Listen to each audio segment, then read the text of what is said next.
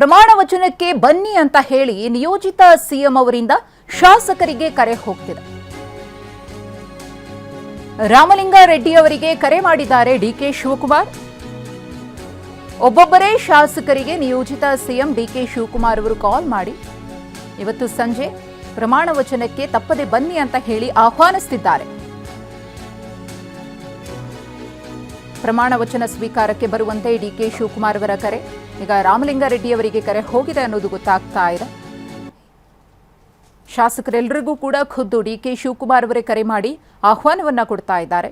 ಇಲ್ಲಿ ಕುತೂಹಲ ಏನಪ್ಪಾ ಅಂದ್ರೆ, ಸಚಿವ ಸ್ಥಾನಕ್ಕೆ ಹೆಸರುಗಳು ಫೈನಲ್ ಆಗಿದೆಯಲ್ಲ, ಅವರಿಗೆ ಡಿಕೆ ಶಿವಕುಮಾರ್ ಅವರು ಪ್ರಾಥಮಿಕವಾಗಿ ಪ್ರಾತಿನಿಧ್ಯವನ್ನ ಕೊಟ್ಟು ಕರೆಯನ್ನ ಮಾಡಿ ಆಹ್ವಾನಿಸುತ್ತಿದ್ದಾರಾ ಅನ್ನೋದು.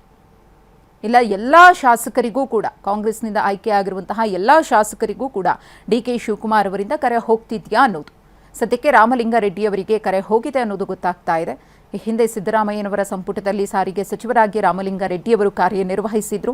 ಇದೀಗ ಡಿಕೆ ಶಿವಕುಮಾರ್ ಅವರ ಸಂಪುಟಕ್ಕೂ ಕೂಡ ಮೊದಲ ಪಟ್ಟಿಯಲ್ಲೇ ರಾಮಲಿಂಗಾರೆಡ್ಡಿ ಅವರಿಗೆ ಅವಕಾಶ ಸಿಕ್ಕಿದ್ಯಾ ಅನ್ನೋ ಕುತೂಹಲವೂ ಕೂಡ ಮನೆ ಮಾಡಿದೆ. ಇನ್ನೂ ಕೂಡ ಹೈಕಮಾಂಡ್ನಿಂದ ಅಧಿಕೃತವಾಗಿ ಸಚಿವರಿಗೆ ಸಂಬಂಧಪಟ್ಟಂತೆ ಮಾಹಿತಿ ಹೊರಬಿದ್ದಿಲ್ಲ. ಇನ್ನೇನು ಕೆಲ ಹೊತ್ತಿನಲ್ಲೇ ಅಧಿಕೃತ ಮಾಹಿತಿ ಕೂಡ ಹೊರಬೀಳುತ್ತೆ. ಡಿಸಿಎಂ ಮತ್ತು ಕೆಪಿಸಿಸಿ ಅಧ್ಯಕ್ಷ ಸ್ಥಾನಕ್ಕೆ ಸಂಬಂಧಪಟ್ಟಂತೆ ಹೈಕಮಾಂಡ್ನಿಂದ ಫೈನಲ್ ನಿರ್ಧಾರ ಏನು ಅನ್ನೋದು ಸ್ಪಷ್ಟವಾಗಿದೆ. ಆದರೆ ಸಚಿವರ ಬಗ್ಗೆ ಇನ್ನೂ ಕೂಡ ಒಂದು ಸ್ಪಷ್ಟ ಚಿತ್ರಣ ಸಿಕ್ಕಿಲ್ಲ. ಆ ಪಟ್ಟಿ ರಿಲೀಸ್ ಆದಮೇಲೆ ಅಥವಾ ಅಧಿಕೃತ ಮಾಹಿತಿ ಲಭ್ಯವಾದ ನಂತರದಲ್ಲಿ ಒಂದು ಅಂತಿಮ ನಿರ್ಧಾರಕ್ಕೆ ಬರಬಹುದು. ಒಂದು ಕಡೆ ಶಾಸಕರಿಗೆ ನಿಯೋಜಿತ ಸಿಎಂ ಡಿಕೆ ಶಿವಕುಮಾರ್ ಅವರಿಂದ ಕರೆ ಹೋಗ್ತಾ ಇದ್ರೆ, ಮತ್ತೊಂದು ಕಡೆ ಲೋಕಭವನದಲ್ಲಿ ಡಿಕೆ ಶಿವಕುಮಾರ್ ಅವರ ಪಟ್ಟಾಭಿಷೇಕಕ್ಕೆ ಬೇಕಾದಂತಹ ಎಲ್ಲ ಸಿದ್ಧತೆಗಳು ಆಗಿದೆ.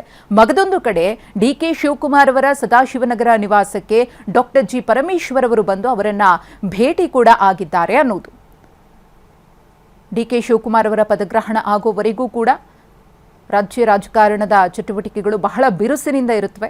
ಈಗಾಗಲೇ ಅನೇಕ ಮಂದಿ ಕಾಂಗ್ರೆಸ್ನ ಶಾಸಕರು ಮಾತನಾಡಿದರು. ದಿನೇಶ್ ಗುಂಡೂರಾವ್ ಅವರಿರಬಹುದು, ಯುಟಿ ಖಾದರ್ ಅವರಿರಬಹುದು, ಎಲ್ಲರೂ ಕೂಡ ತಮ್ಮ ತಮ್ಮ ಅಭಿಪ್ರಾಯಗಳನ್ನು ಹಂಚಿಕೊಂಡ್ರು. ನಮ್ಮ ನಿರೀಕ್ಷೆ ಏನೂ ಇಲ್ಲ, ಸಚಿವ ಸ್ಥಾನವನ್ನು ಕೊಟ್ಟರೆ ನಾವು ನಿಭಾಯಿಸ್ತೇವೆ. ಸಚಿವ ಸ್ಥಾನ ಸಿಕ್ಕ ನಂತರದಲ್ಲಿ ಯಾವ ಹುದ್ದೆ ಅನ್ನೋ ಪ್ರಶ್ನೆಗೂ ಕೂಡ ಉತ್ತರಿಸಿ, ಯಾವುದೇ ಜವಾಬ್ದಾರಿಯನ್ನು ಕೊಟ್ಟರೂ ಕೂಡ ಅದನ್ನು ನಾವು ಒಪ್ಕೊಂಡು ಪಕ್ಷಕ್ಕೋಸ್ಕರ ದುಡಿತೀವಿ ಅನ್ನೋ ಮಾತುಗಳನ್ನು ಆಡಿದ್ದಾರೆ. ಮೊದಲ ಪಟ್ಟಿ ಎರಡನೇ ಪಟ್ಟಿ ಅಂತ ಅಲ್ಲ, ಮೊದಲ ಪಟ್ಟಿಯಲ್ಲಿ ಅವಕಾಶ ಸಿಗದೇ ಇದ್ದರೆ ಎರಡನೇ ಪಟ್ಟಿಯ ಮೇಲೆ ಅನೇಕ ಮಂದಿಯ ಕಣ್ಣಿರುತ್ತೆ. ಆದರೆ ಹೊಸಬರಲ್ಲಿ ಎಷ್ಟು ಮಂದಿಗೆ ಅವಕಾಶವನ್ನು ಸಿಗಬಹುದು, ಸಿದ್ದರಾಮಯ್ಯನವರ ಸಂಪುಟದಲ್ಲೇ ಇದ್ದವರಲ್ಲಿ ಯಾರನ್ನ ಮುಂದುವರಿಸಬಹುದು ಅನ್ನೋ ಕುತೂಹಲ ಇದೆ.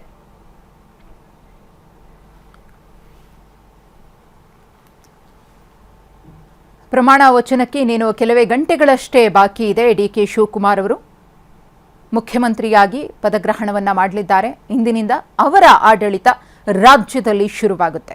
ಅವರ ಸಂಪುಟದಲ್ಲಿ ಯಾರ್ಯಾರು ಇರ್ತಾರೆ ಅನ್ನೋ ಕುತೂಹಲವೂ ಕೂಡ ಮತ್ತೊಂದು ಕಡೆ ದಟ್ಟವಾಗಿದೆ.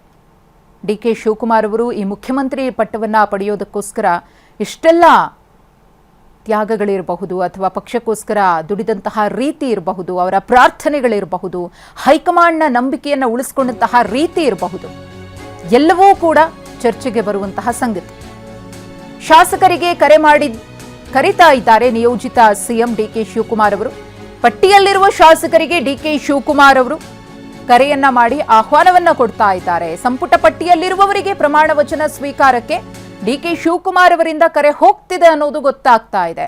ಅಂದ್ರೆ ರಾಮಲಿಂಗಾರೆಡ್ಡಿ ಅವರಿಗೆ ಕರೆ ಹೋಗಿದೆ ಅಂದ್ರೆ ಸಂಪುಟವನ್ನ ರಾಮಲಿಂಗಾರೆಡ್ಡಿ ಅವರು ಇವತ್ತು ಸೇರ್ಪಡೆಯಾಗ್ತಿದ್ದಾರೆ ಅನ್ನೋದು ಪಕ್ಕಾನ. ಹಾಗಿದ್ರೆ ಹೈಕಮಾಂಡ್ನಿಂದ ಪಟ್ಟಿ ಬಂದಿರುತ್ತೆ. ಸಿದ್ದರಾಮಯ್ಯನವರು ಒಂದು ಪಟ್ಟಿ ತಗೊಂಡು ಹೋಗಿದ್ರು, ಡಿಕೆ ಶಿವಕುಮಾರ್ ಅವರು ಒಂದು ಪಟ್ಟಿ ತೆಗೆದುಕೊಂಡು ಹೋಗಿದ್ರು. ಹೈಕಮಾಂಡ್ ಬಳಿಯೂ ಕೂಡ ಒಂದು ಪಟ್ಟಿ ಇತ್ತು. ಆ ಪೈಕಿ ಒಂದಷ್ಟು ಮಂದಿಯ ಹೆಸರು ಫೈನಲ್ ಆಗಿದೆ. ಅವರುಗಳಿಗೆ ಈಗ ಡಿಕೆ ಅವರು ಕರೆ ಮಾಡ್ತಿದ್ದಾರೆ ಅನ್ನೋದು ಗೊತ್ತಾಗ್ತಿದೆ. ನಮ್ಮ ಪ್ರತಿನಿಧಿ ಹರೀಶ್ ಮತ್ತಷ್ಟು ಮಾಹಿತಿಯನ್ನ ಕೊಡ್ತಾರೆ.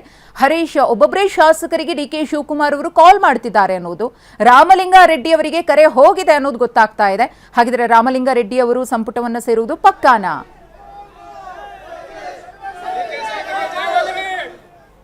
ಇವತ್ತು ಸಂಜೆ 4 ಗಂಟೆಗೆ ಲೋಕಭವನದಲ್ಲಿ ಡಿ.ಕೆ. ಶಿವಕುಮಾರ್ ಅವರು ಸಿಎಂ ಆಗಿ ಪ್ರಮಾಣ ವಚನವನ್ನು ಸ್ವೀಕಾರ ಮಾಡ್ತಿದ್ದಾರೆ. ಅವರ ಜೊತೆಗೆ ಎಷ್ಟು ಜನ ಶಾಸಕರು ಮಂತ್ರಿಗಳಾಗಿ ಪ್ರಮಾಣ ವಚನ ಸ್ವೀಕಾರ ಮಾಡ್ತಾರೆ ಅನ್ನುವಂತಹ ಕ್ಲಾರಿಟಿ ಇನ್ನಷ್ಟೇ ಸಿಗಬೇಕಾಗಿದೆ. ನಿಯೋಜಿತ ಸಿಎಂ ಡಿ.ಕೆ. ಶಿವಕುಮಾರ್ ಅವರು ಯಾರ್ಯಾರು ಮಂತ್ರಿಗಳಾಗಬೇಕು ಅನ್ನುವಂತಹ ಲಿಸ್ಟ್ ಅನ್ನು ಈಗಾಗಲೇ ಹೈಕಮಾಂಡ್ ಡಿ.ಕೆ. ಶಿವಕುಮಾರ್ ಅವರಿಗೆ ಕಳಿಸಿದೆ. ಈಗ ಡಿ.ಕೆ. ಶಿವಕುಮಾರ್ ಅವರು ಒಬ್ಬೊಬ್ಬರ ಶಾಸಕರಿಗೆ ಕರೆ ಮಾಡಿ ಪ್ರಮಾಣ ವಚನ ಸ್ವೀಕಾರಕ್ಕೆ ಬರಬೇಕು ಅನ್ನುವಂತಹ ಸೂಚನೆಯನ್ನ ಕೊಡ್ತಾ ಇದ್ದಾರೆ. ಈಗ ಬರ್ತಿರ್ತಕ್ಕಂತಹ ಮಾಹಿತಿ ಪ್ರಕಾರ ಹಿರಿಯ ಶಾಸಕ ರಾಮಲಿಂಗಾರೆಡ್ಡಿ ಅವರಿಗೆ ಕರೆ ಹೋಗಿದೆ. ಸ್ವತಃ ಡಿ.ಕೆ. ಶಿವಕುಮಾರ್ ಅವರೇ ರಾಮಲಿಂಗಾರೆಡ್ಡಿ ಅವರಿಗೆ ಕರೆ ಮಾಡಿ ಪ್ರಮಾಣ ವಚನ ಸ್ವೀಕಾರ ಕಾರ್ಯಕ್ರಮಕ್ಕೆ ಬರಬೇಕು, ನೀವು ಮಂತ್ರಿ ಆಗ್ತಾ ಇದ್ದೀರಾ ಅನ್ನುವಂತಹ ಮಾಹಿತಿಯನ್ನ ಈಗ ರಾಮಲಿಂಗಾರೆಡ್ಡಿ ಅವರಿಗೆ ಡಿ.ಕೆ. ಶಿವಕುಮಾರ್ ಅವರು ನೀಡಿರುವಂತಹದ್ದು. ಹೀಗಾಗಿ ರಾಮಲಿಂಗಾರೆಡ್ಡಿ ಅವರು ಕೂಡ ಸಂಪೂರ್ಣ ತಯಾರಿ ನಡೆಸಿದ್ದಾರೆ, ಅವರ ಕುಟುಂಬಸ್ಥರು ಕೂಡ ತಯಾರಿ ನಡೆಸಿದ್ದಾರೆ. 4 ಗಂಟೆಗೆ ಸರಿಯಾಗಿ ರಾಮಲಿಂಗಾರೆಡ್ಡಿ ಅವರು ಕೂಡ ಲೋಕಭವನಕ್ಕೆ ಬಂದು ಸಚಿವರಾಗಿ ಪ್ರಮಾಣ ವಚನವನ್ನು ಸ್ವೀಕಾರ ಮಾಡ್ತಾರೆ. ಈಗ ಎಷ್ಟು ಮಂದಿ 11 ಮಂದಿಯೋ 14 ಮಂದಿ ಅನ್ನುವಂತ ಸ್ಪಷ್ಟತೆ ಸಿಗ್ತಿಲ್ಲ. ಆದ್ರೆ ಡಿ.ಕೆ. ಶಿವಕುಮಾರ್ ಅವರಿಗೆ ಆಗ್ಲೇ ಈಗ ಲಿಸ್ಟ್ ಬಂದಿರುವಂತಹದ್ದು. ಅವರು ಒಬ್ಬೊಬ್ಬರೇ ಶಾಸಕರಿಗೆ ಯಾರ್ಯಾರ ಪಟ್ಟಿಯನ್ನು ಹೈಕಮಾಂಡ್ ಲಿಸ್ಟ್ ಕಳಿಸಿದೆ, ಯಾವೆಲ್ಲ ಶಾಸಕರು ಮಂತ್ರಿಗಳಾಗ್ತಾರೆ ಅವೆಲ್ಲ ಲಿಸ್ಟ್ ಅನ್ನ ಈಗ ಹೈಕಮಾಂಡ್ ನಾಯಕರು ಡಿ.ಕೆ. ಶಿವಕುಮಾರ್ ಅವರಿಗೆ ಕಳಿಸಿದ್ದಾರೆ. ಡಿ.ಕೆ. ಶಿವಕುಮಾರ್ ಅವರು ಒಬ್ಬೊಬ್ಬರ ಪಟ್ಟಿಯಲ್ಲಿರ್ತಕ್ಕಂಥ ಒಬ್ಬೊಬ್ಬ ಶಾಸಕರು ಹಿರಿಯ ಶಾಸಕರಿಗೆ ಕರೆ ಮಾಡಿ ಸಚಿವರಾಗಿ ಪ್ರಮಾಣ ವಚನವನ್ನು ಸ್ವೀಕಾರ ಮಾಡಲಿಕ್ಕೆ ಬರಬೇಕು, ನನ್ನ ಸಂಪುಟದಲ್ಲಿ ನೀವು ಮಂತ್ರಿ ಆಗ್ತಿದ್ದೀರಾ, ಕಂಗ್ರಾಚ್ಯುಲೇಷನ್ ಅನ್ನುವಂಥದ್ದನ್ನು ಹೇಳಿ ಅವರಿಗೆ ಎಲ್ಲರಿಗೂ ಕೂಡ ಕರೆಯನ್ನ ಮಾಡ್ತಾ ಇರುವಂತಹದ್ದು. ಮಧುಶ್ರೀ, ಧನ್ಯವಾದ ಹರೀಶ್ ತಮ್ಮ ಮಾಹಿತಿಗಾಗಿ.